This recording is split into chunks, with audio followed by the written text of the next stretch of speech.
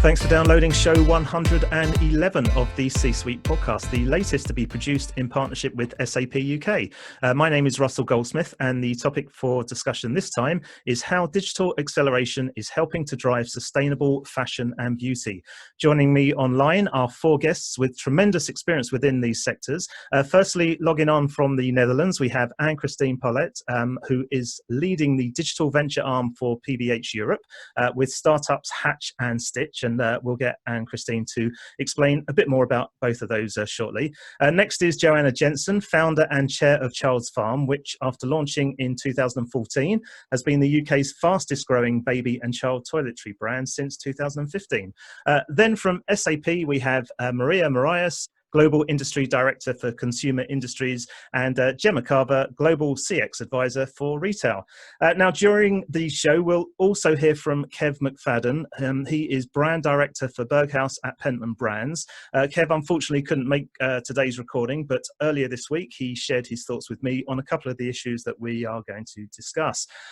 Now, we've spoken in detail on a previous episode with SAP about sustainability in business, and that's actually show 101, if any listeners want to go back into the archive. It was a great conversation, particularly around the topics of recycling and what SAP are doing in terms of finding solutions to the issues around ocean plastics.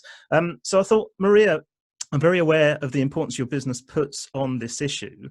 But to kick this episode off, I thought perhaps you could set the scene for us in terms of the issues faced within the beauty and fashion sectors in particular around sustainability that you believe digital acceleration can address. And I think then we can delve deeper into them throughout this conversation.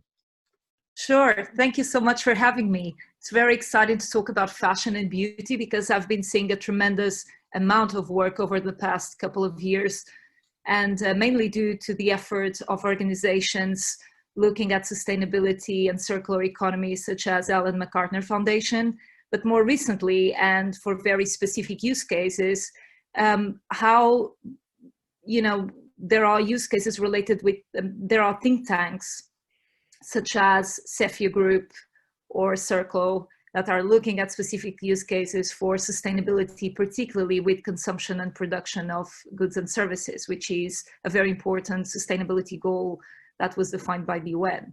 So the fashion industry alone is worth more than $2.5 trillion. That's the full life cycle of clothing. We know that the annual footprint is something spectacular, like 3.3 tons of CO2, billion tons of CO2.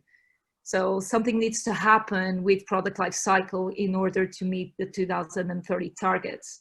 And the extension of product life cycle is rapidly becoming mandatory for brands that aim to compete in markets where consumers are better informed than ever before. And that's where digitalization plays a huge role. Anne-Christine, I mentioned in my intro just now, you're working on two startups at PVH. Do you want to just give us a quick overview of them and how they're contributing to digitizing the fashion value chain? Absolutely. So we have two technology startups called Hatch and Stitch. And the main aim of these two groups is to digitize the value chain. And when we're speaking of the value chain, it's really everything that the consumer does not see. So it's how your garment gets created, how it's sold to different department stores and retailers, and how it eventually gets to the consumer. And we think that in the traditional process that the industry has run for a very long time, that there's a lot of waste. There's a lot of rework, there's inefficiency, and we think that with the right technology and with the right kind of transformation mindset, we can do a lot better. So Stitch, their sole aim is to scale 3D garment creation at fashion brands. So to really allow brands to start designing digitally and make the process first time right instead of sixth time right, reduce prototypes, reduce samples, and secondly, Hatch, they are really passionate about digitizing wholesale selling. wholesale selling right now is conducted in showrooms, you need a huge amount of samples to actually sell the collection to your retailers. And the digital showroom also aims to digitize that process completely, whether in showroom or remotely. And it really allows brands to reduce that dependency on samples, to increase their efficiency, to reduce their time to market. And that creates a lot of opportunities to improve from a sustainability point of view. Brilliant. Joanna, the sustainability message is pretty front and center on the homepage of the Child's Farm website. Why is this message so important to you? Thank you, Russell. I think for us, we're predominantly a baby and child skincare brand, and therefore we have a responsibility for looking after the adults of the future. And we feel extremely strongly that we must, through our own ability to do things, educate the future custodians of the planet. And, look, we launched when my children were very little as a solution for them. And we've kept on going in the same vein using PCR. We've now actually moved to a stage where we've got 100% ocean prevented plastic. So that's plastic that is being got from rivers, tributaries, that is banned for the ocean. It's collected in a community initiative. So really helping people achieve things. But everything we do, from looking at our packaging to the ingredients that we use, we look for the impact that has on the environment. And therefore, for us, because we are the leading brand in the UK, we have this fantastic opportunity to encourage our consumers to take on board what we're doing and thinking about what we're doing in the context of their own lives. So, but also something we do differently, which is a SME, a small to medium enterprise, I suppose, than the larger businesses, is we don't greenwash what we're doing. We don't talk about what we're going to do. We talk about things when we have done them, because we see so often in the press headline gramming statistics about we will be doing this, but we never actually hear about when these big companies have actually done it. And, we've had to go further afield to get our ocean prevented plastics, because the big pharmaceutical and the big consumer companies have taken everything within the European water basin. Whether they're using it or not is yet to be seen. But, for us, it's so important. We're working to become a B Corp next year. We think there is no excuse for any SME not to take this approach.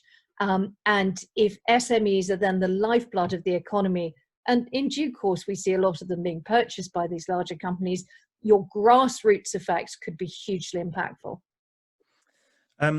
Gemma, we haven't heard from you yet, so I'm going to come to you first on this, because we've got a lot to talk about in the detail of this topic. You obviously until recently, you were working on the brand side at Pentland Brands. So for those who don't know, that's got brands such as Speedo, Berghaus. What are you seeing that brands are doing to really embrace the sustainability agenda, and what aspects of digital can be used to power it? I think it breaks into probably three buckets. And when I was on the brand side, and now that I have a kind of slightly wider, broader vantage point as an advisor, I'm still seeing the same three trends, if you like. Whilst I think Joanna's absolutely right that virtue signaling is to be avoided at all costs.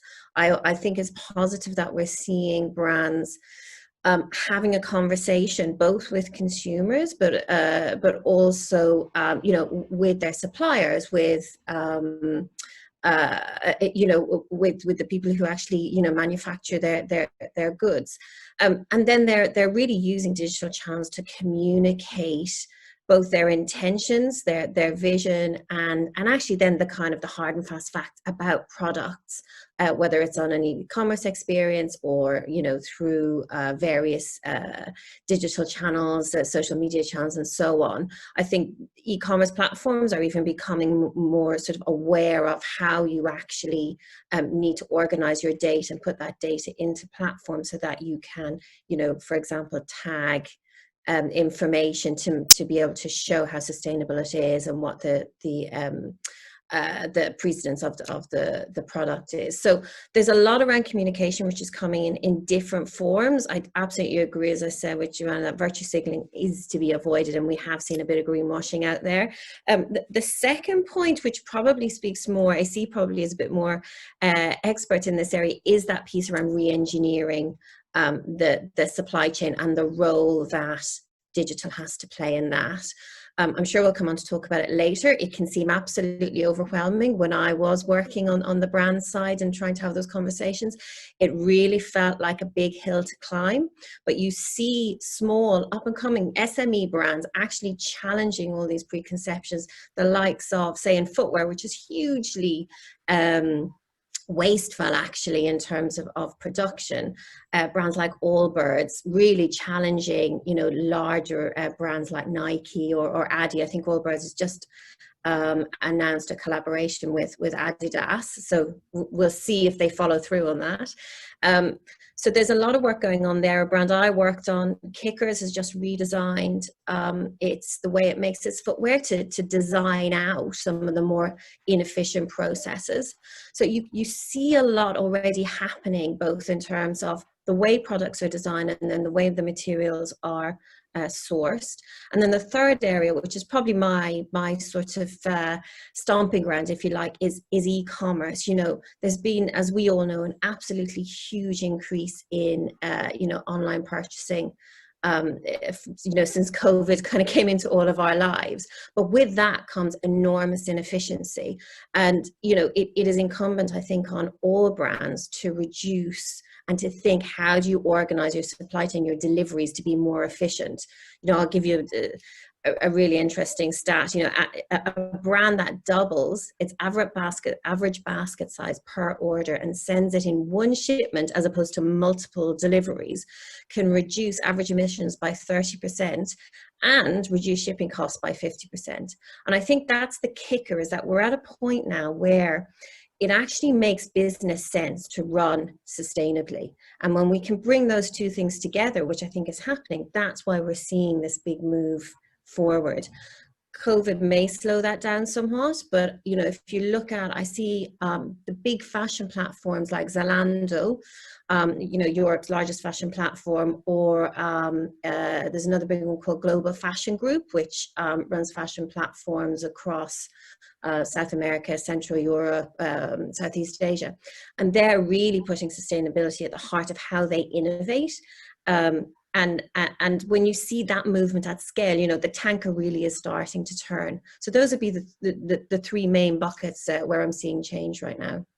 I love that. I mean, let me just add something here, Russ, in terms of the greenwashing aspect, or thinking that it's easy to think that corporate is not really doing anything to move the needle. I've been collaborating on a study where I had to read the accountant reports of 100 of the top Fortune 500 companies. I've read 100 of them from 2018, 2019. And then I was looking into the ESGs, the non-financial metrics of each one of these businesses. What were they reporting on in terms of CO2 emissions, in terms of waste management, in terms of water consumption, in terms of energy consumption? And ranking these people in terms of ESGs and then compare what they say their investment is in digital transformation, there's definitely a gap there. So the direction of digital transformation tends to be in some cases related with the ESGs that they report to, but not in all the cases. So all of these big companies are the first ones to say also that there's a long way to go. In this particular ranking I was working on, in a scale from 1 to 100, there was no one scoring higher than 70. However, the ones that were scoring between 60 and 70 were, and the top three were really fashion and beauty, believe it or not. So L'Oreal, Inditex, and Nike. And what they had in their accounts and reports that proves that it goes beyond greenwashing is the application of money for digital transformation in circular economy business cases, in measuring ESGs, in making their supply chain more transparent. So I think there's hope that some of the big businesses are heading the right direction. there's definitely a leadership coming from Europe on this. When we look at the legislation across the world, Europe is leading the way. And there are interesting conversations happening around taxonomy, categorization of products. My hope is really that at some point this means higher taxes for non-sustainable products. Which would be absolutely the right thing to do. And I think this is why something like B Corp makes businesses focus on what they're doing, because it's more than just sustainability. It's about people as well, and the community within which they work. And anything that drives every single member of that group, whether it's a small or a large business, to be conscious. And I think this is the key point here. It's being completely conscious of where their products that they use come from. And interestingly enough, we had a debate this week. We've just been on holiday, and I had from 14-year-olds to 23-year-olds debating fast fashion. And their biggest frustration was that they can only afford to buy cheap fashion. And we were trying to explain to them that that comes at a cost, and it comes at a human cost. And it's, if we have their frustration becomes more readily available, I would love to see fashion houses talking to the young, to understanding from them what their frustrations are. They want to buy sustainable products. They all buy stuff digitally. They need to be told exactly what's a good product, a virtuous product, if you like, a product that will let them sleep at night, versus one which, could exploit their workers is using products which are totally unsustainable with the environment. That would be an amazing initiative to actually bring the youth of Europe together and hear what they have to say, because boy, my experience is they're pretty opinionated. I agree, and I think you underestimate young people at your peril now, because I just like you, Joanna, I have an 11-year-old daughter who wanted to spend some of her birthday money on a fashion brand, a fast fashion brand, and she asked me, she was like, yes, but is this good for the world? Out of nowhere, because they are being heavily influenced. And she does everything online, everything digitally. She knows how to source information, and yet she wants to know. So I think, that there's a hard reality that we all have to face into, which is that, we may have to consume less, but we still have to run businesses and grow businesses. So how do we square that circle? And, obviously from my vantage point as someone who's been in digital for a long time, there's absolutely a role for digital to play end to end through the whole journey in the supply chain. But really facing into that fact and being forced into it by our children is the biggest step we have to take. But mine all buy all their clothes from Depop now. They buy secondhand because they are very conscious. They don't want to be responsible for remanufacturing stuff. Although one did say to me that one pair of tracky bottoms that she really needed were sustainably made, but they were £130. And what was I going to do about it? And I said, well, that'll take you a while to save up for them, but wait, you love them when you get them. And Christine, you were nodding along to most of what was being said there. What's your thoughts on this? Yeah, my passion is digital, so I am a solid believer that digital can play a very large role, but it is exactly this. Digital can be really overwhelming, especially when it's about digital transformation, because it's not just about applying technology to a certain business problem. It's re-engineering, exactly like you said, it's re-engineering processes, and that means change. And humans just don't necessarily or intrinsically like change. So driving a digital transformation, whether it's in garment creation, whether it's in your supply chain, or whether it's in B2B selling processes, it's really tough. You really have to focus on both making sure that you have the right technology that creates value immediately, not a 2-year implementation where everyone's just waiting on when is it going to be great and done. But you also need to make sure that you have the users along, that you have ambassadors, the people that actually have to work with that technology. They need to be on board, and they need to be upskilled, and they need to be retrained.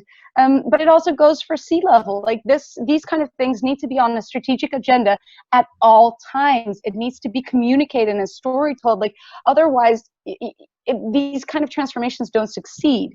And I think that's why digital has been so slow, because fashion is an old industry. It is a traditional, it has traditional ways of working. And yeah, that digital element to really go at it, for it to become a competitive advantage, for it to really help you on your sustainability goals, it requires that kind of change. So it really requires a bit of courage and taking the leap to make this something that you can really leverage and bank on. But I think, sorry, Gemma.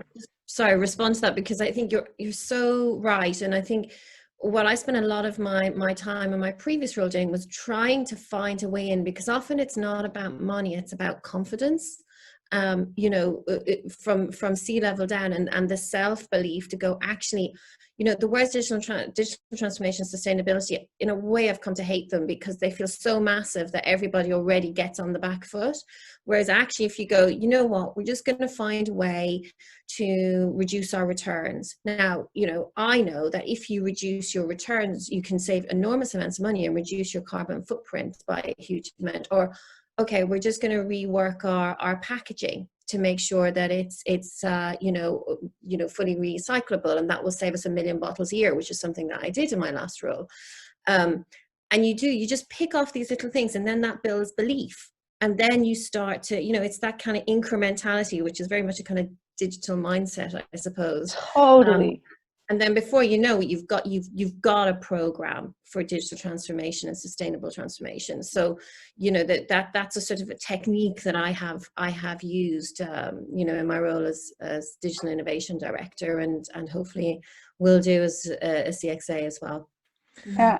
At our startups, when we work with customers, we always tell them, think big. So thinking that big North Star of what you want to achieve, whether it's your sustainability goals or supply chain reinvention, but start small and start so tangible. Because if you don't show the value within a quarter, for example, then you lose momentum, and you have to break it down into these small chunks. Otherwise, a digital transformation is something that just happens on PowerPoint and never in real life. I think. Sorry, go on, Joanna. I can see you guys have got a lot to talk about. We're only on one of the questions. Go on, Joanna. I think the other thing to remember is that Rome wasn't built in a day, and you have to have this ambition. So if you are not, if your business is not being driven by people who have passion, and passion is one of those things that so often becomes transactional. It has got to be right up there in forefront of what people are doing. You've got to have this commitment. You've got to have, you know, I work for an SME, of course I am. I'm a loudmouth frog. I can't work within a corporate environment because my passions are so great and so immense. I know if I say, right, guys, we need to be a B Corp, I've got around me people that say, yeah, we do need to be a B Corp, and they will make it happen. But I will always be twitching because I want that to happen. If you've got larger businesses where they don't have, these are not important things to them. You know, I hear all the time, and Jeremy Clarkson is a great advocate of, I will never own an electric car. You know, this is these influencers, because, you know, he's an influencer in that area, but, you know, your big corporate executives are influencers about how the business transpires. These influencers have to be singing from the same hymn sheet, and you can't ignore the fact that we're a digital economy now. Everything that we do has got to be communicated via the electronic wires or the floaty things in the air, but also those messages of encouraging change. It's raising this level of consciousness, and if COVID has not done that to people, then they've been asleep, because COVID is telling us on a daily basis now, you know, wake up. We live in a global economy now. It means it's fabulous, but it also can be frightening. So let's think what we can all do collectively and individually to make that change. But, you know, I'll keep on using this word conscious, but it is a conscious change. And I think, you know, this is the effect of these influencers, so social media influencers. Finding those right people. I mean, we always look to people to work with. We do struggle because we want them to have the same passions we have. Otherwise, it doesn't feel authentic to us. But these are people, and we need to embrace people who have got the ear of our children and, you know, our peers, So they will say, well, you know, if this film star believes in it, well, actually, maybe this is something I ought to listen to. I mean, that's a sort of quite an extreme version, but we within ourselves and as a group need to stand on our soapboxes more too and saying this is what we should feel passionate about.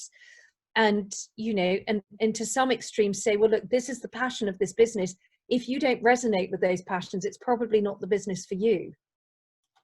Well, as I said in my intro, I spoke to Kev McFadyen at Pentland Brands earlier this week, and I asked him this same question about what they are doing to embrace the sustainability agenda. So let's have a listen to what he had to say. Well, as you can imagine, sustainability is incredibly important to us. And if I talk about Berghaus specifically, it's the great paradox of the outdoors industry. You know, clearly we are all passionate about the outdoors and nature, and yet we're part of this textile industry that's the second biggest polluter on the planet. So at Berghaus, we approach sustainability in three ways. The first, and for me probably the most important one, is that we make products that are incredibly durable. So it's likely that they will last you for a very long time, and hopefully therefore you won't have to buy a piece of kit once, or at least very infrequently, because that garment will withstand everything that you can throw at it. And then just in case, we also offer unlimited repairs on everything that needs to be repaired, which is something we've done since 1966 when we first opened our doors, and that's now free of charge. So that's the first thing we do, is to make really durable products.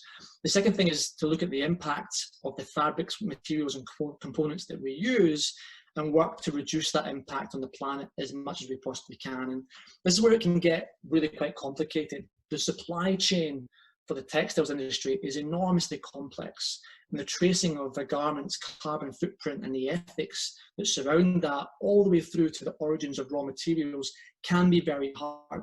And it's definitely somewhere that I think digital can play a pivotal role. But that's the second thing, the impact of the fabrics, materials and components. The third thing then is to offset any residual carbon footprint that we create. Even with our greatest efforts, we're always going to have some impact on the planet. And so we need to find a way to offset that carbon that we create. And I'm hoping that we can be a net positive business by 2025, which is something we're working towards. In terms of how digital can help power that sustainability, there are many, many ways that digital can play a role. I'll give you two examples, probably at opposite ends of the spectrum in terms of complexity. At the simpler end of the spectrum, you know, we can provide fairly simple tools such as CRM programs that allow us to monitor the life cycle of a consumer's garment and perhaps make a timely suggestion to ensure that the garment lives for as long as possible, so reproofing or waterproof, for example. At the other end of the spectrum, it's slightly more sophisticated in using newer digital technology such as blockchain, which could be an incredibly powerful way of improving our sustainability by improving the visibility of the entire supply chain, enabling us to track raw materials from their point of origin all the way through the manufacturing process. And I think it's been great to see some early adoption of this in our industry, but that really needs to accelerate now beyond the niche and become part of the mainstream of our industry. I also asked Kev how challenging it is as a brand owner to monitor his whole supply chain in terms of sustainability. It's incredibly challenging, but it's a challenge that we need to rise to. And I find it helpful to think about the challenge in two ways. The first one is to think about the question, what is sustainability, or rather, what is a good sustainable solution to a problem? So sadly, the answer to that is rarely black and white, and I'll give you a great example. So we ship our garments in plastic bags, little clear plastic bags, which is an essential way of protecting a garment on its way from the factory through to the store that it's sold in, or direct to you if you buy it on the website. You can now get compostable plastic bags, which sounds great, doesn't it? However, many of those bags will only decompose or compost very specific conditions, and they certainly don't decompose on the rubbish heap or even in the recycling bin. So there's a risk that people think they're doing the right thing by choosing a compostable plastic bag, but in fact they're making a bad decision that could have been worse than the original alternative. And then also what happens with those bags is they're made from virgin materials, so we have to take more from the earth in order to produce them. Now, if you compare that to what might be perceived as the less sustainable option by using a non-compostable bag, but one that is recycled and recyclable, that might have a smaller carbon footprint, and it's removing plastic from the supply chain that would have otherwise gone to waste. So what's the better choice? Now, ultimately the better choice is to remove plastic from that element of the packaging entirely, and that's something we're working on. I think we need to be careful not to make the wrong short-term decision because we think we're doing something that's a bit more ethical, and actually it's creating a bigger problem on this side. So that's the first part. The second part of the challenge, and probably the more relevant part to our conversation today, is the complexity of the supply chain for an item of technical apparel. I'll give you an example, and I find it useful to break down the supply chain into 3 layers or 3 tiers. And let's use the Berghaus Brecken parka as an example. So at tier 1, where the factory makes the jacket itself, and then we ship that jacket to the market in which it's sold, it's easy to have full visibility of where that jacket is assembled. We audit the factories regularly, we work with the owners to make sure that people who work there have high levels of welfare, that they're fairly paid, and we publish all of that information on our website. So that tier 1, really quite straightforward. There's no excuse for any manufacturer not to do that.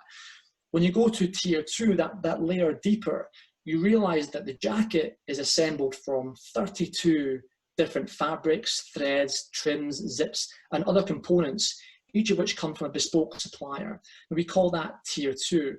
And much of that level we can trace the sustainability of, but it's harder to trace it as you start to get into a slightly more fractious place of different components. And it can be incredibly time consuming and a costly thing to do as well. And then you get into tier 3, so the third level down, where you're thinking about the raw materials that make up a fabric or a component. So think about the farm where the cotton is grown, or the mine where the metal is extracted for the teeth of the zip, or the refinery that makes the plastic for the toggle. You're really going deep into the supply chain there, and it can get enormously complex, and often quite opaque. And that's part of the reason I joined this conversation, actually, is because if we can get the digital tools right, it can become far easier for us to trace the supply chain of a garment all the way through, from raw materials through to the finished product on the shelf. And that's what we all need in this industry, because it will improve the efficiency of how we can trace the carbon footprint of a product. And Maria, listening to what Kev had to say there, how can digital transformation help in this respect? By giving transparency to supply chain, that's a huge one. Digital transformation was seen during many years as let's have a website, let's try and be more friendly for the customer. It took a huge amount of years for companies to put the customer at the center of the activity. Voice of the customer was not part of discovery meetings 15 years ago. Even 10 years ago, I was struggling to see that. It's quite recent that we're starting to see the ability to bring into meeting discussions, into discovery sessions, the user-centered or the customer-centric approach. So transparency of the supply chain, measuring CO2 emissions, for example, which is a metric that most businesses are interested now. It's a huge step. And so we don't really talk at SAP about digital transformation anymore. We talk about digital acceleration, because the level of change management that it's required, the level of thinking, the level of commitment that it's necessary was never seen before. Of course, we look at something like COVID-19 and the lockdown, restricting businesses from operating in normal ways. Some of these businesses saw this as an opportunity to really bring digital forward and digitalize parts of the business that were not being digitalized before. But as actually Anne-Christine was mentioning earlier on the conversation, it's such a shift in the way you need to think, that then the change management that it's required, it's so huge that you really need to have the quick wins, but you need to embrace the transformation in a very different way from what you've done before. So hearing Kev, it's really refreshing, because not only it represents a group of brands that have been doing a tremendous amount of work in terms of manufacturing using sustainable products. And of course, Gemma can talk a lot more about this than I can, because she was part of that business before. But it's definitely a brand that I admire by the fact that, you know, the brands of the group try to manufacture using more sustainable products. But also hearing Kev is so refreshing, you know, someone that is really trying to drive this change, someone who is very informed about the variables that come into play. So it is really good for us at SAP to see customers like this that we can have a conversation with and develop opportunities and really assemble technology in a way that addresses a different theme, because sustainability was not a digital transformation theme 10 years ago, but at the moment it is now. So AC, what's your thoughts? I just couldn't agree more. Again, you know, I'm passionate about this and everything that how this industry works. It's a beautiful industry, but it can do so much better. And I just think that, you know, take 3D design, for example. If you think of the way that garments get created right now, a designer creates a hand sketch. Someone has to interpret that. They create a prototype. A prototype is often shipped across an ocean. And usually that prototype is very far from what the original idea was that a designer had in his or her head. So the current process, it just creates so much waste and time and waiting on each other.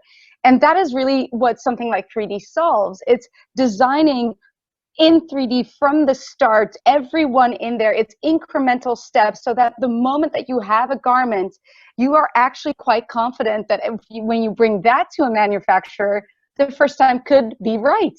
And the interpretation errors are reduced greatly, so that the entire chain just speeds up so much more, and you don't have to ship 6-7 protos across the ocean in order to eventually come to a garment that you think, hey, yeah, this is actually what I wanted in my head. So, you know, it's these small things, but they have a huge impact. And again, they have a huge impact because it means designers need to be trained in new ways. And everyone in the design community also needs to understand how to work with digital models and in digital workflows. But I really think, and we're seeing it now at PVH, they're at 55% digital creation for all of their apparel. They are seeing this come through right now. They're seeing that 3D is much more efficient, it's faster for them, and also in communicating designs and design concepts to commercial teams, for example, the feedback is just so much more accurate. And they're even going as far as selling immediately from a 3D prototype to B2B wholesale department stores, without department store buyers even realizing that they're looking at a 3D garment and not a physical garment. And that just meant that they reduced 6 rounds of prototypes and maybe 2 rounds of salesman samples that just didn't have to be produced anymore, because you went straight from 3D design to a B2B sales process. And you can even go as far as imagining all those 3D garments to be on your e-commerce. So I just think that, you know, if you start thinking in these ways, and if brands really, really go for it, there's just so much potential there. Joanna, as we're recording this, you're launching a new product yourself, Farmology, I believe it's called. When you launch a product into the market, how much work goes into ensuring your entire supply chain meets the standards you have set as a business in terms of sustainability? Well, that's a very good question, Russell. And I think this sort of goes back to what I said earlier about Rome wasn't built in a day. But we were lucky with Farmology, and we did have some challenges over COVID with our supply chain, it has to be said. But we were lucky with Farmology. We were very clear we wanted to launch that brand with all of our sustainability goals in mind. And that is, as I've said before, is from the plastics that we use to the ingredients that we use and the community stories around our ingredients. So, for example, our oats come from Scandinavia, and they come from Scandinavia because we can only get the high levels of beta-glucan from that particular location because it's so harsh there. But they are not only a byproduct of the food industry, but they are also run as a community, a cooperative, if you like. So everybody's getting out of it much more than they would. And, you know, we look through all of those ingredients, and we want to be sure that that our carbon footprint is right. We offset all of our carbon footprint. So that's not only those goods that get delivered into us, but all our e-com and our retailer deliveries. And we do that through tree planting. And also right now we're working with a water initiative in Cambodia. Everything that we do, we look at. We've just moved logistics partner. That is because their credentials are much better. At the top of our agenda is looking to the most sustainable form of transportation that we can use, again, starting with Farmology. But by doing Farmology first, our much bigger brand, Child's Farm, will be complete by the end of the year and on the same plastics. And we've always had the ingredients way of working with Child's Farm. It just means that we've got the packaging that we need. But we've been conscious, and I must stress as well, it's a lot easier for us because we are a smaller business. We're much more agile. We've started from the very beginning having very clear principles. But as I say, we're not where we want to be. Do we want to be using even recycled plastic to hold things in? No, not really. But it's the best of a bad lot at this current environment. We look at everything from, you know, sort of bamboo to mineral oil developed, but you have to look at the entire carbon footprint of that supply chain. So from that, how much energy is used, you know, an alternative potentially could be glass. How much energy is used to blow glass? How much is used on the whole production line? And we look at all of that. And the joy about launching with a new brand is we've been able to start from scratch, create those principles, which we can now move on to the rest of our brands, which is great. But it takes time. And this is the really most important thing to stress. It is change. And I've got a willing team of people who are absolutely game on for any form of change, for the way they do things, really passionate about what they're doing. But you are trying to change a decade-long perception of how people do things. We've always done it like that. But I do think COVID has given us all a jolt. I mean, look, we're all doing this on a Zoom call. You know, I look at what my diary would have looked like for this year and how many countries I would have been going to, which I'm not going to now. Has it changed the tempo of our business? No, not at all. And as AC said, she's doing all of this electronically now. You know, it's all being done in a way and an environment which is showing that we can do things differently. And the whole world has embraced this working from home. And it really does. I mean, obviously, those manufacturing plants, they still keep going, and those people are so vitally important. And what I would say, they're the most definitely the unsung heroes of COVID. But we can do this. And if it needs a sharp shock and a horrific global pandemic to make us realize change is possible, why can't we then just say, right, we don't need that to happen again for us to realize it's time to move on? Russell, I wonder if I could just pipe in for a second as well, because there's another something that Kev sort of talked about when he talked about unlimited repairs that I just want to highlight for established businesses who are sort of looking, thinking, oh my gosh, how do we get our arms around this? The Berghaus example is really instructive because Berghaus always had a lifetime guarantee. And I would urge people who, you know, who are running brands like, you know, that have been around a while, look at what you've always done and almost like sort things into what we need to change and what we've been doing that's sustainable, that we should talk about or that we can build on. And what's so smart about what Kev's doing is he's building on something that's been in Berghaus's heritage since day one. You know, and just trying to evolve it. And then the second piece, you know, we've talked loads about sort of how you re-engineer the supply chain, which is huge and absolutely, you know, it's the heart of the matter really. But I think with my sort of customer experience hat on, looking at the earlier part of what would be a customer journey and thinking, you know, I did a lot of work previously in how do we use AI to encourage people to make more purchases in one transaction. And, you know, coming back to my earlier point, that was really made a huge difference because A, we were dispatching things in one go, but B, we actually saw 15% uplift in revenue from applying AI and working with small sort of startups. You know, and it made a real material difference to our commercials, but also to our carbon footprint. Now, I'll be honest, I wasn't necessarily thinking about sustainability when I did that, but I look back and I see what a big difference that made. And this was at a time when all of the brands I was working on, like Speedo, Berghaus, Canterbury, where e-commerce was scaling, and of course then went off the charts following COVID. So, you know, there's my sort of having been in there, if you like, in the depths of sort of established businesses, look at what you're already doing, be realistic about where you need to change, and then but be positive and think positively about, you know, where you've done stuff that could be redefined as sustainable, because it's good for your brand, good for your message, good for your commercials, and gives you that belief and confidence. It was quite interesting going back to that point about I thought I hadn't realized that Berghaus offered this lifetime, you know, repair guarantee, which I think is really commendable, especially when it's such an outdoorsy brand and it's sort of all going to get beaten up. But again, on this sort of, you know, the youth table at lunch, when we were talking about clothing, and we were saying about how, you know, my kids wear my old clothes from, you know, when I was in my 20s. And the difference in how clothing was made as well, you had decent seams. So if you had to let something out, or if you wanted to make a change, you could. Now the seams are infinitesimally small.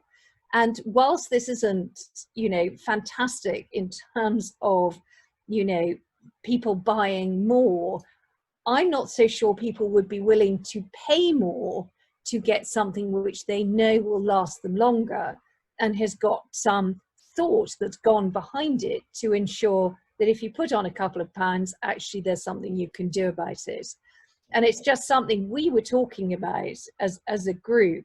And again, talking to your point, Gemma, about, you talked earlier about you had 30% reduction in emissions and 50% in reduction of shipping costs for these larger orders, and encouraging people to buy more in one go. We need to think about that. Anyone who's got an e-com platform, you know, if you buy more, it's much more beneficial for you, because we're still receiving our margin, and let's pass that on to our consumer. So there's many more ways we can encourage people to think more about it, and this transparency. And then I think people will consciously shop with those brands that they know operate on a much more open way of doing business.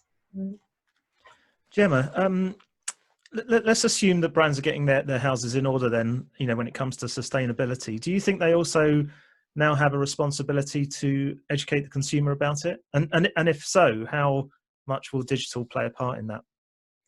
I do. Yes, I do. I mean, there's always a fear, you know, in brands, with brands, that they become too preachy. But, you know, given everything we've just discussed, given the fact that we have, you know, we are in agreement that there is demand from the consumer for more information, to understand, you know, where their products come from, how they've been created, and the carbon footprint. I think, you know, it would be remiss of brands now to, you know, not to try and educate. But it doesn't have to be done in a preachy way. You know, another brand I worked on, a small Californian sneakers brand called CVs, has just produced a totally sustainable range of footwear. And they also, and have been for several years, contributing to 1% for the Planet, which is quite a big program in the US. I'm not sure how big it is here. And that's just, you know, it's a signal. It's displayed across the whole range, but it's not sort of kind of put in front of the consumer in a really explicit way. But that is a form of education. There's opportunities through, I think Kev mentioned in his snippet, you know, using sort of CRM and customer communications to try and talk to people at the right time in the life cycle of their product about, if you have a rucksack and they've had it for a few years, you know, do you need to need us to take a look at your rucksack and repair it, or whatever. So there's different techniques that can be done in a subtle way using primarily digital channels. Influencers will always have a part to play there. That doesn't have to be overly sort of teachery in the way that it's communicated. Maria? Yeah, I think definitely I agree with Gemma, but I think it's the pressure of consumers that it's making businesses to change. What I see is that the fact that fashion businesses, beauty business started to be more customer centric, displayed this opportunity to look at things we were not seeing before. This voice of the customer being now part of the businesses. So I'm not sure if it's the brands informing consumers or if it's consumers putting the pressure and making businesses change as a result of that. I believe it's really about the consumers and the fact that they are demanding brands from making business differently.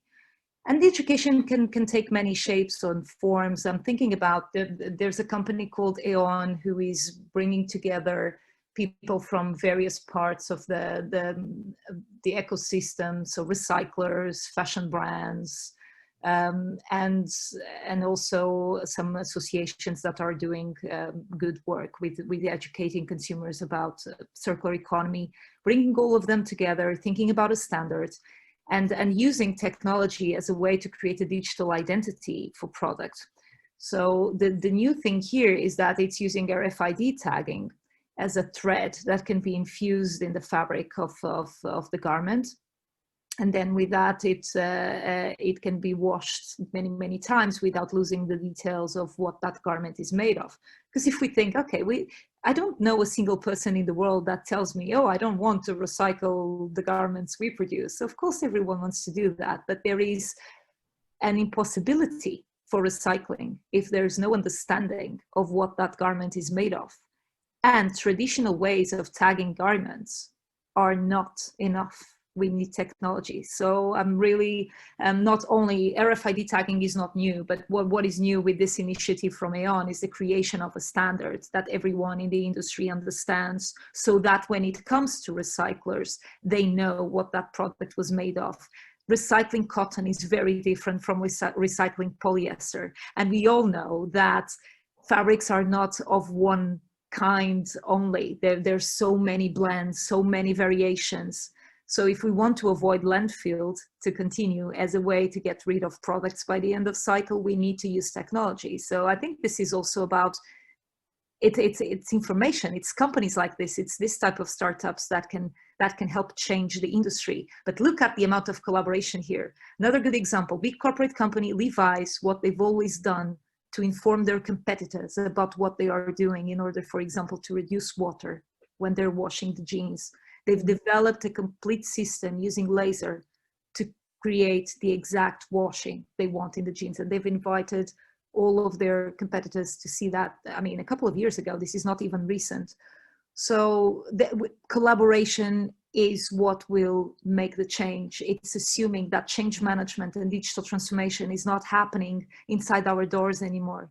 It's about this variety of stakeholders that are outside our company. So the only way to do that is with transparency, but can we hold the power that brings? If I can chime in here, I love what you're saying, because I think one of the reasons why in fashion digital has not accelerated so fast yet, it's because it's a very siloed industry. Brands really take their IP, their creative IP, like they don't want to share with others because they think it's everything that they own. But when it comes to digital, you need collaboration, because for digital to be able to succeed, whether you're talking about 3D design, so digital fabrics, digital trims, you need to collaborate. You need factories, mills, brands to all come together. And that the second code word you mentioned is you need standards. And standards are important not just for sustainability. Standards are important if you really want to scale digital across the industry. you need everyone to start agreeing, whether it's like baseline data models or understanding of what everyone wants to have, or quality, how you want to digitize your fabric so that you get the best possible 3D rendered garment. These kind of things are so crucial, and I'm really hoping that with the examples that you also mentioned, Maria, that we're starting to see the first pushes into that. And at the startup, so at Hatch and Stitch, it's also the one thing that we believe in is collaboration, because you cannot solve this industry by yourself. You need to work with other parties in order to drive and push and continue to push for the change that needs to happen. Okay, well, let's have a listen to what Kev McFadyen said on this topic as well. I think the entire industry has a responsibility to educate people on sustainability.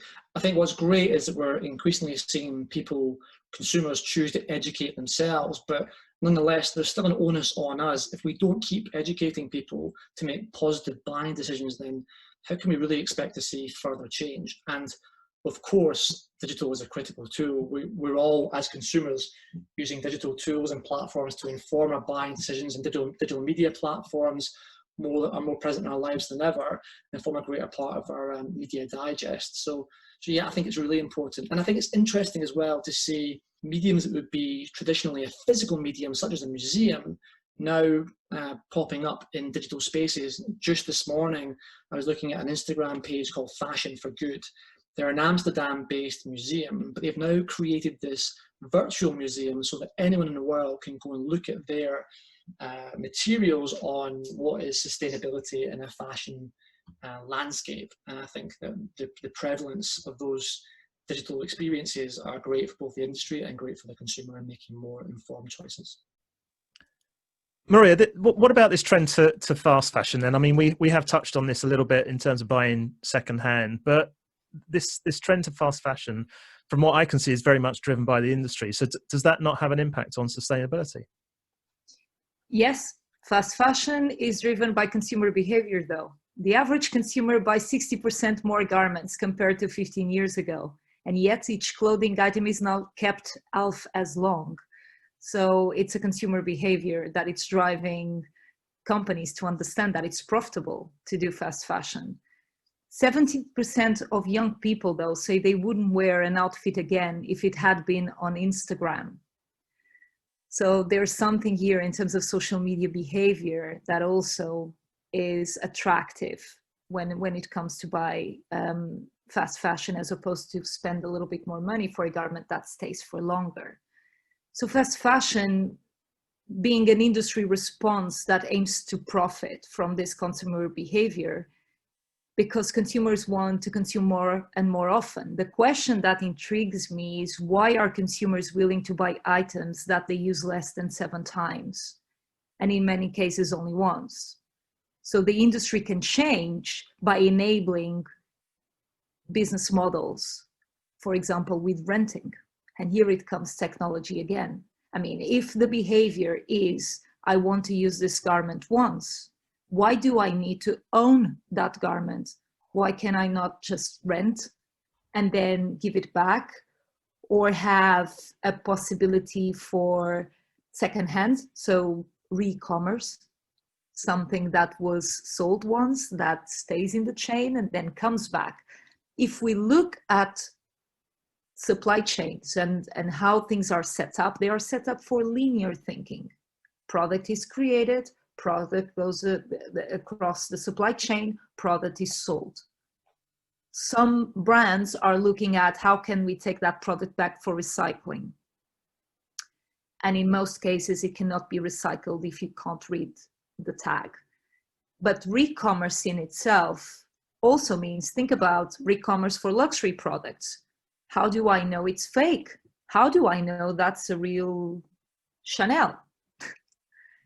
You need technology. And again, RFID has been doing a lot of work on that. I've seen many use cases with blockchain, but they tend to all end up with an app for the consumer, and I'm not convinced, right? I think blockchain could do some of this, could solve some of this, because it would guarantee authenticity, but people really need to think about any startup out there doing blockchain. Please think of an application that can be incorporated with existing technology. Collaboration, we go back to that point. I mean, we don't need another app in our mobile phones to certify authenticity. So collaboration can do something about that. So e-commerce and renting need this authenticity use case to be validated. I don't know about beauty, how it works that much, but I would expect that, you know, it's a completely different situation when it comes to products that people buy just, you know, and they don't finish that product even, and then they just throw it away. And I think to a certain extent, when it comes to beauty products, you need to own them. I don't know. I would be intrigued to see a case where you could have a service or something like that, where you get your makeup done, or, you know, the application of products. I don't know. I don't think it's the same at all. But in fashion, with garments, definitely technology can enable re-commerce, renting, and recycling use cases, and that will help with the fast fashion issue that we have. I think in beauty, what I see is that it's new. It's the same principle, really. It's new, I've got to have it. A new brand launches. You know, I was talking to one of my teenagers the other day about a particular brand, and she said, oh, all my friends use it. And I said, well, do you like it? Is it good on your skin? She said, no, that's why I don't buy it. They all buy it. It's no good on their skin, but they like the way it looks. And it's a brand they want to be associated with. Now, that to me is completely crackers. But, you know, you have to offer that same thing. So with us, for example, we say, if this irritates your skin, we'll refund you in full. You know, I know that I stick to those brands that are tried and tested. But, you know, if I try something and I'm not sure about it, I will always give it to someone. I'm not sure in these sort of COVID days that's something we can do. But and particularly cosmetics, wow, that is such a turnover. And it will be this season's color, this, you know, nail color to eye color. There is such a turnover. And when I look at, you know, teenagers who have a vanity case full of makeup, it's the whole trend. It's this consumer sort of avarice, if you like. If I don't have it, I'm not in with the fast crowd or the cool crowds. And I think that's a problem of youth as well, isn't it? And again, this is what these kids were saying to me. You know, we want to have these fashionable clothes. We want to look good in we want to feel good in what we're wearing. And they feel this sort of pressure to purchase, even if they don't necessarily want it. And that's something that, you know, we could go a long way to alleviate through education.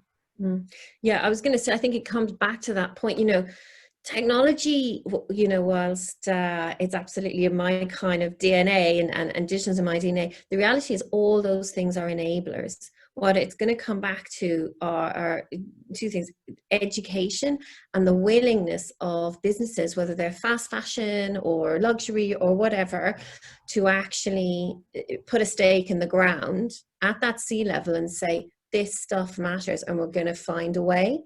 And then you can leverage your sort of, you know, technology and digital channels and so on to do that. But I think those two key principles of education and I suppose just strategic vision will be what drives it, the agenda forward. And we're not going to be able to get away from it. There's no way around this. And I think now's the time to face into it. No, I agree. And you think about what AC was talking about in this 3D designs, you know, isn't that so much easier way to purchase? And, you know, you can put in your body measurements and see what it looks like on you. And you can say yes or no. Think of all the carbon emissions you're saving by not going to the wretched shopping center or whatever it is. You can really work to what suits you. And it needs, as you say, it needs to be a C-level initiative that's saying, you know, less is more. Spend a bit more on stuff which is good quality, will suit you and last, that you wear it more than once. or if you've got a special occasion, rent it, you know. Sure. And even imagine if you do have all these 3D garments and you still have consumers and kids that want to portray a kind of style on Instagram or TikTok, if it still exists. What if you could just overlay a 3D garment? What if you could sell 3D garment to the kids for €2? They post it, everyone's happy, nothing nothing happened to the world. Like, that would be an amazing thing. And I think that could be something that you'll see in the future as 3D also starts to scale with fashion brands. Yeah. We're talking about a lot of tech here. Gemma, does digital acceleration have to be expensive? Ooh, well, no, I guess there's two ways to answer that, because, you know, expensive in the short term can often turn out to be cheapest in the long run, right? That's the whole kind of principle that underpins the concept of investment. However, I do think we all know what's happening in retail right now. I think it's difficult for businesses to make large CapEx investments.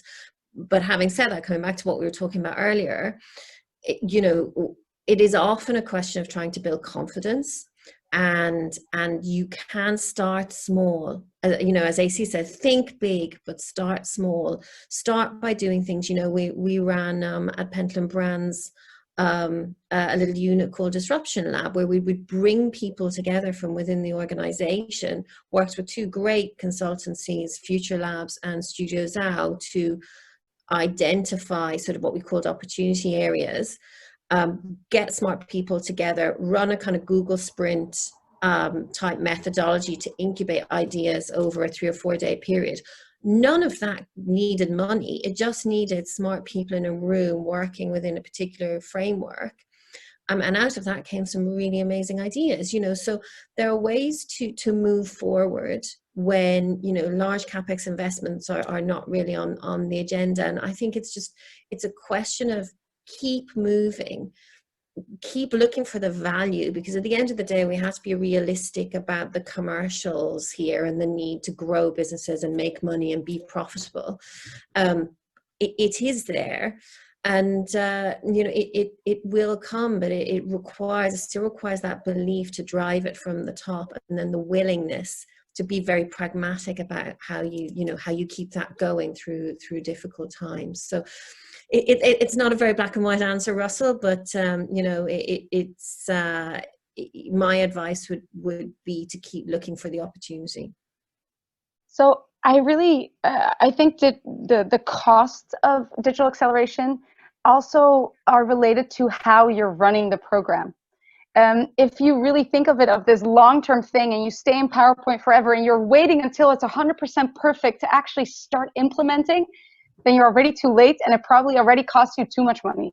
So it's really about how you're doing it, and not have this drag out or be a start-stop initiative, or it's to switch leadership, sponsorship, or, you know, all these kind of things really greatly impact the cost elements of digital acceleration. And it's like Gemma said, you need to have bite-sized chunks, show value, and then continue. And that's something that can make it really worthwhile already on the short term. Okay, I want to quickly move on to the future of the industry. Morais, thoughts on the opportunities there? There's lots of opportunities. I think some wild cards from my side would include virtual runway shows with avatars, virtual reality in store to unlock brand experiences, but then also a transparent supply chain. And my personal dream is enormous taxes on non-sustainable products. Gemma, your thoughts? Not to sound like a broken record, but the one thing we haven't really talked about, but I think is critical, is regulation, actually, and government and policy, and the role that has to play here. You know, it's clear that Europe is currently leading the way, but I think we definitely need that kind of systemic intervention. And lots of people probably won't thank me for saying that, but you know, nobody can be excluded from this sort of movement forward, if you like. Joanna, how about yourself? Well, I mean, if you think about, you know, beauty is all about skin. And if you could have a virtual doctor who can look at your skin and can tell you your skin type and the products that are going to most suit that, well, fantastic. It means you sort of cutting out a lot of waste and achieving some real positivity there, because, you know, as a brand that specializes in dry, sensitive and eczema prone skin, mental health around skin is a real issue, and you don't want to be having to spend a fortune to be constantly disappointed. So, you know, let's create something which allows any skin type to be zapped and to be told what will suit you. The savings from that would be immense. AC? So I think that with all that is happening in the world, the changes that we see around us, even with COVID, the biggest opportunity, or maybe what I really hope to see, is that real mindset shift. It's not just a shift in consumer behavior and what their needs are, but it's also a shift at big industry, and especially in fashion. I hope that this is really changing minds, that we need change. We need the supply chain to work in a more transparent and sustainable way, and digital is one of those ways to achieve it. And again, it's not just plug and play a technology in there, it's re-engineering the way we're working. And that just unlocks so many opportunities and so many innovations. I just can't wait to see that all happen. Well, I'll tell you something, talking about the future. So I'm going to throw this one in. I saw this on a tweet just this week, and, you know, and sort of prepping for this podcast. So this was on Bloomberg Quick Takes Twitter feed, and they shared a video from the Commonwealth Scientific and Industrial Research Organisation, which is Australia's national science agency, where they're growing coloured cotton plants. Maria, you're smiling at this one. What's your thoughts on that? I mean, here we have our modern minds continually to try and change the way nature works. I mean, my thoughts on that, and I saw the response to that Twitter, I saw that one, and one of the responses was, what are we going to do next? Alter the color of the sheep as well, so that our wool can come with different colors. I mean, good idea. it may solve the problem on one side, but I'm not convinced that it does not create other problems. I don't know, altering something genetically. When I think about sustainability, I think about there's one expert only of it, and it's nature, right? We are the ones disrupting sustainability. And until we design in the way that nature designs, we are not able to solve this. Digital transformation is a way to get to a better way, it's a way to achieve better results. But it's important that parallel to this, there is some thinking about biology. How can biologists help us to design better businesses? Most of the answers we're looking for business problems are in nature. And so I don't agree with altering the cotton color. Can I also point out as well that the Australian cotton industry, a country that never has native cotton in it, has done nothing but destroy the rural countryside through drought by the diversion of the Murray River. So when we go back to talking about our supply chain, it means going back right to the very beginning and understanding, is that the right place for these goods to come from? And I absolutely concur with Maria on this. If we look to nature, we have to truly look to nature. Where do these plants grow naturally? Where is the environment that suits them? And stop trying to impose, you know, cash profit led initiatives which have disastrous consequences on our environment and planet. Wow, I threw in a good one there. Sounds like we can do a whole podcast on just that one question. Okay, listen, I want to finish off with one last question. And given everything that we've discussed, I want to ask whether you think sustainable fashion and beauty has finally gone mainstream. But you've got a minute to think about your answer, because firstly, here's what Kev from Pentland Brands had to say on that same question.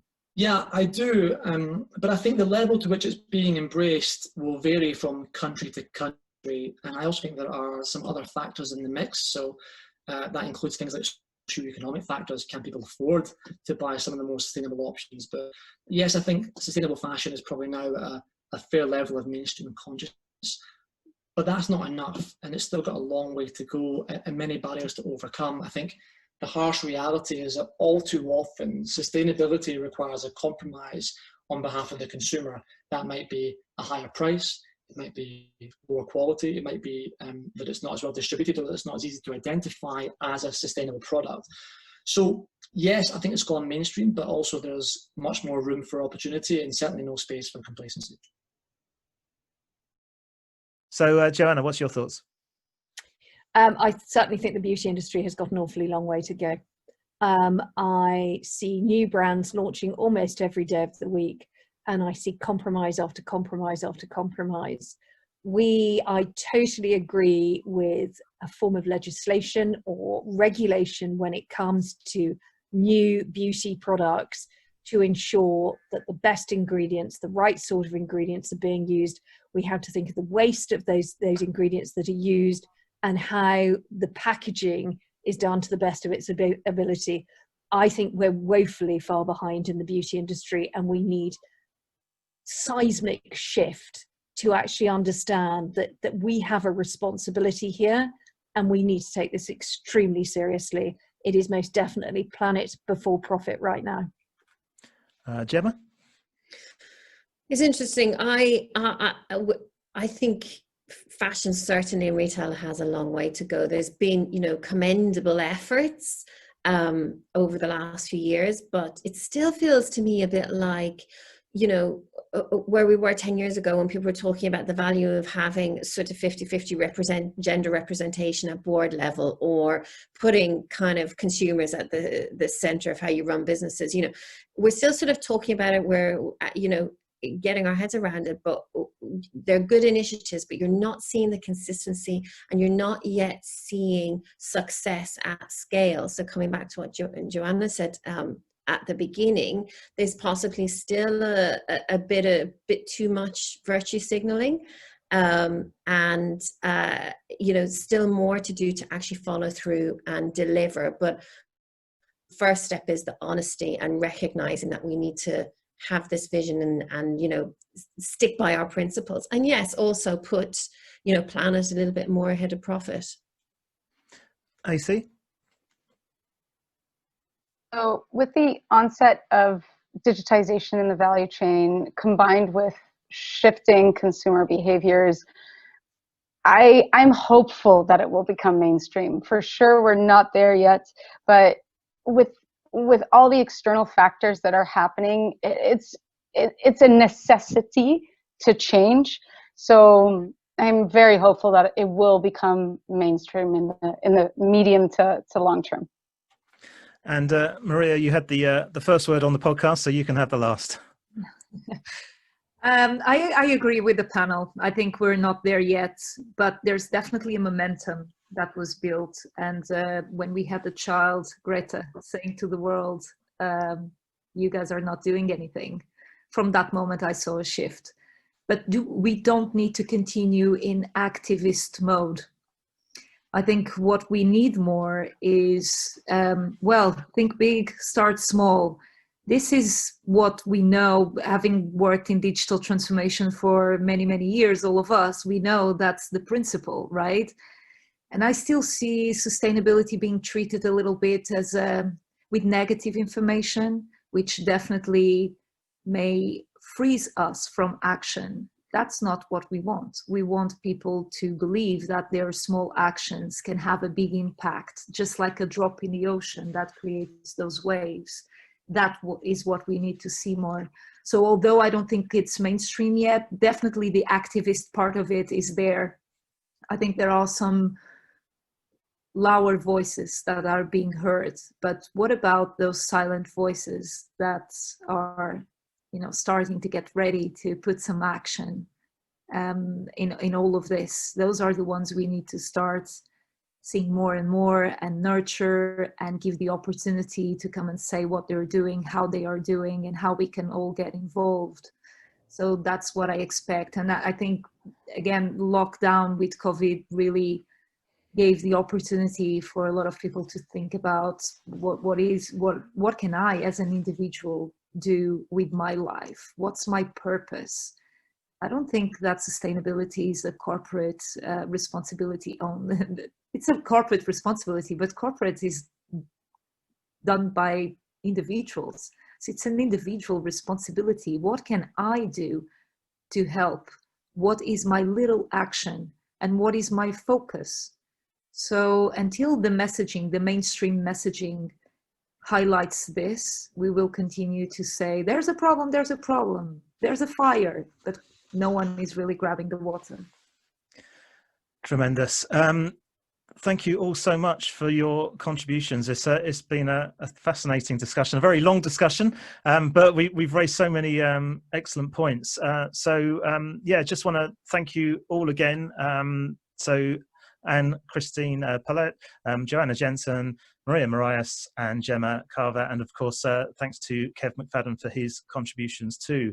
Thanks also to the team at SAP UK for pulling this all together. Don't forget you can hear more interesting stories from the world of IT and business by subscribing to SAP UK's own Innovation X podcast series, which is available on SAP UK and Ireland channels.